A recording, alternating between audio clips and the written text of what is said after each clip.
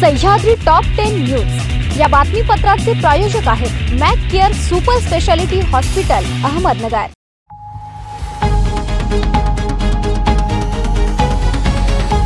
नमस्कार, मी साक्षी न्यूज 24 सह्याद्रीमध्ये तुमचं स्वागत। पाहूया अहिल्यानगर जिल्ह्यातील महत्त्वपूर्ण बातम्यांचा आढावा सह्याद्री टॉप 10 मध्ये। अहिल्यादेवी होळकर यांच्या नावाने 2 जून रोजी काढलेला GR शेतकऱ्यांच्या तोंडाला पाने पुसणार आहे। सदर GRच्या आधारे राज्यातील शेतकऱ्यांची फसवणूक झालेली आहे। शेतकऱ्यांचा सातबारा कोरा करू म्हणणाऱ्या सरकारने सदर GRच्या माध्यमातून अप्रत्यक्ष शेतकऱ्यांची वसुलीचा GR काढलाय। त्यामुळे तालुक्यातील माळेवाडी येथे कर्जमाफीच्या GRची नुकतीच होळी करण्यात आली आहे। आता प्रत्येक गावात होळी करणार असल्याचा इशारा शेतकरी संघटनेचे जिल्हाध्यक्ष अनिल अवताडे यांनी दिला। मुळा धरणाच्या ब्लॉक वॉटर परिसरात सुरू असलेल्या अवैध रेती व माती तस्करीचा भांडाफोड केल्यानंतर अखेर प्रशासनाला जाग आली आहे। अनेक दिवसांपासून सुरू असलेल्या उत्खननाकडे दुर्लक्ष करणाऱ्या यंत्रणांनी हालचाली सुरू केल्या। पाटबंधारे विभागाने घटनास्थळी धाव घेत पाहणी केली, उत्खनन झाल्याची पुष्टीही दिली। मात्र एवढं सर्व उघड होऊनही संबंधित तस्करांवर अद्याप कोणतीही ठोस कारवाई झालेली नसल्याने प्रशासनाच्या भूमिकेवर प्रश्नचिन्ह निर्माण झाला।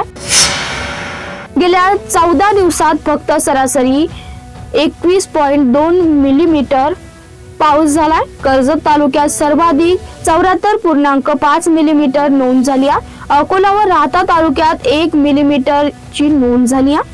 दरम्यान भारतीय हवामान खात्याने जिल्ह्यात 18 जून पर्यंत वादळी वाऱ्यासह विजांच्या कडकडाटात पावसाचा अंदाज व्यक्त केलाय। नागरिकांनी या कालावधीत सतर्कता बाळगावी असं आवाहन जिल्हा प्रशासनाने केलं। स्थानिक गुन्हे शाखेने आज श्रीगोंदा शहरातील पेडगाव रस्ता परिसरातील एका ठिकाणावर छापा टाकून वेगवेगळ्या कंपन्यांचा लाखो रुपयांचा सुगंधी गुटखा जप्त करण्यात आलाय। या गुन्ह्यांमध्ये गुटखा साठवून ठेवण्यात आला होता। त्यावर पोलीस खात्याशी निगडीत संकेतिक क्रमांक आढळून आलाय।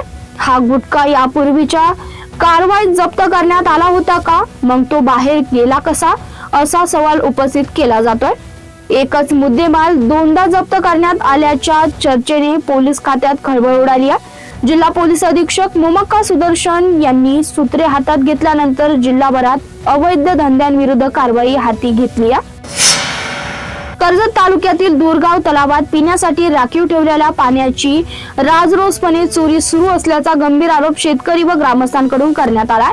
महावितरण कंपनीच्या काही अधिकाऱ्यांच्या कथित कृपा आशीर्वादामुळे तलावातून दररोज हजारो लिटर पाण्याचा बेकायदेशीर उपसा होत असल्याने आगामी काळात परिसरातील गावांवर व टँकरद्वारे पाणी पुरवठा होणाऱ्या भागांवर भीषण पाणी टंचाईचा संकट ओढवण्याची शक्यता व्यक्त होत आहे।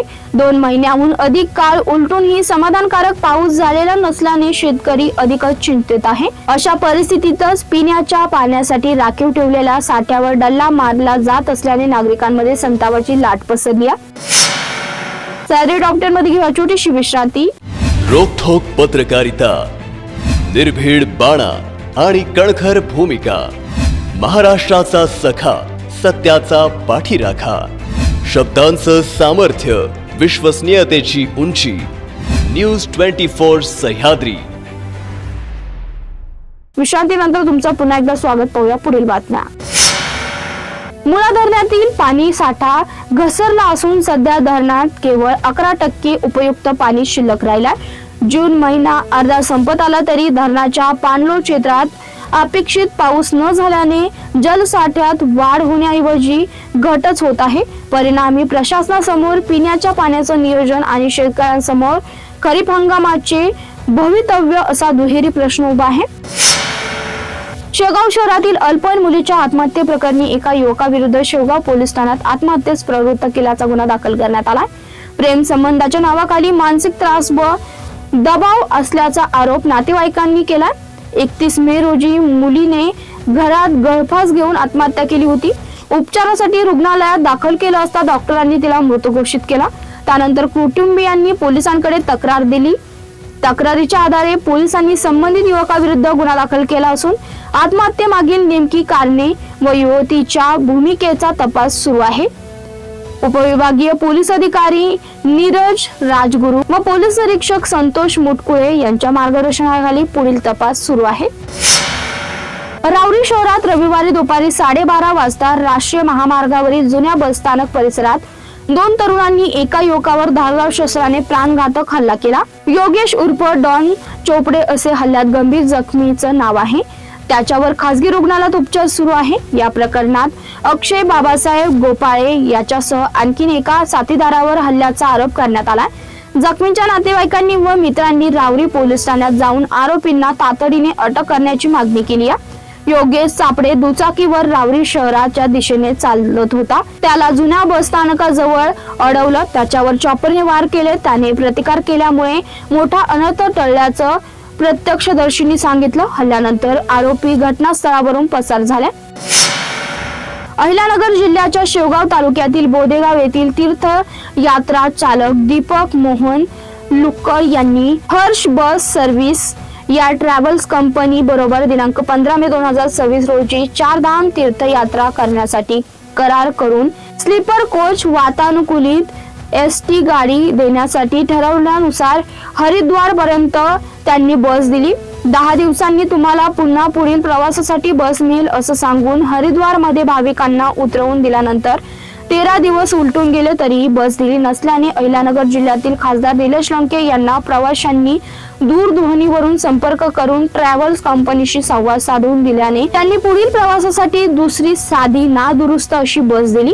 मात्र सदर बस नादुरुस्त असल्याने पुढील तीर्थयात्रा स्थगित करून प्रवाशांची पर्यायाने कंपनीने विश्वासघात करून फसवणूक केल्याने तीर्थयात्रा चालक व भाविकांना मनस्ताप सहन करावा लागला।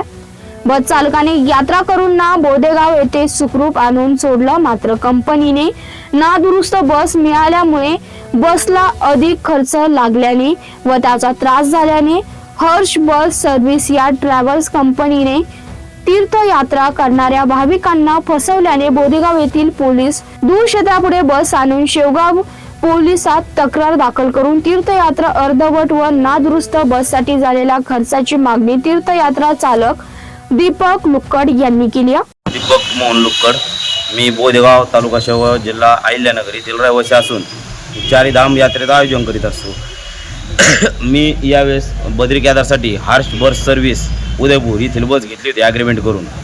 त्या ॲग्रीमेंट प्रमाणे ह्या लोकांनी मागून 325 कॅश घेतले इंदोरमध्ये गाडी अडवून।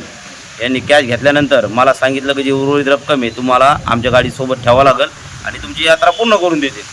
हरिद्वार या ठिकाणी गेल्यावर यांनी गाडी खाली करून घेतली आणि म्हणले 10 दिवसांनी तुम्हाला गाडी परत भेटेल। ज्यावेळेस 10 दिवसांनी मी खाली आलो त्यावेळेस यांनी मला गाडी तर 2-3 दिवस दिलीच नाही। त्या कारणाने माझा हरिद्वारचा नुसता हॉटेलचा खर्च जवळ 25-30 हजार झाला। त्याच्यानंतर खासदार साहेबांनी ज्यावेळेस यांना फोन लावला आपल्या त्यावेळेस यांनी मला अतिशय डबडी गाडी दिली।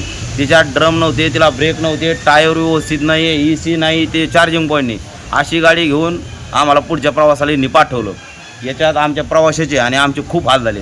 आता त्यानंतर मी ही गाडी जवळजवळ 1,36,000 रुपये खर्च करून इथं आणली।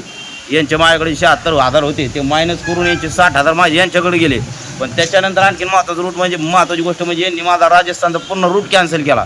मला कॉल केले, मला धमकवलं का तुम्हाला जाता येणार नाही, ही तुमची गाडी इथंच खाली करू। त्यानंतर मध्येच मला मेसेज टाकायचे, तुम्हाला 50,000 देतो, पानिपतमध्ये असताना मेसेज टाकला 50,000 देतो, तुमची यात्री ट्रेनने घेऊन जा। अशा प्रकारे साहेब ह्या लोकांनी माझी जवळजवळ 2.25 ते 2.5 लाख रुपयाची नुकसान केलेले आहे आणि फक्त मला माझे 60,000 रुपये ज्यांच्याकडे एक्स्ट्रा गेलेत ते 60,000 रुपये दिलेत। पण माझ्या नुकसानीचा हे लोक 1 रुपयाही द्यायला तयार नाहीत। आणि आजची अशी कंडिशन साहेब माझी का मला म्हणजे जर हे पैसे नाही आले तर मला कर्ज काढावं लागेल, माझ्याकडे विकायलाही काय नाही तर मला फाशी घ्यावं लागेल, अशी कंडिशन माझ्या ठिकाणी झालेली। मी शेवगाव पोलीस स्टेशनला रितसर अर्ज करून ही गाडी बोदेगाव पोलीस स्टेशन समोर लावलेली आहे आणि हे लोक आता मला सांगतात का तुम्ही आमच्या ड्रायव्हरला दुसरा ड्रायव्हर पाठवतात। तो बिचारा ड्रायव्हर इथं आला, त्याला मी स्वतः जेवण खाऊ घातलं आणि तो मालकाला पैसे मागतोय, त्याच्या कामाचे पैसे देत नाही। मी दवाखान्यात असताना त्याचा फोन आला, साहेब म्हणलं मैं जा रहा हूँ इधर से, मालक मेरे को 1 रुपया नहीं दे रहा। आता तो 4-5च्या दरम्यान इथून निघून गेला, मी इथं नव्हतो आणि आता त्याला सांगतात की ही तू असा जबाब दे का गावातल्या लोकांनी धमकी दिली, इथं राहील तर मारून टाकतील आणि तो ड्रायव्हर निघून गेला। मग याच्या अगोदर 2 ड्रायव्हर 2 दिवस मुक्कामाल होते, त्यांना काय नाही झालं काही, म्हणजे मालकाच्या अशा शाळा चालू आहेत आणि याच्यात मला फसवतील। पण मी रितसर यासाठी अर्ज पण केलेला आहे आपल्या शेवगाव पोलीस स्टेशनला आणि गाडी बोदेगाव पोलीस चौकी समोर जमा आहे।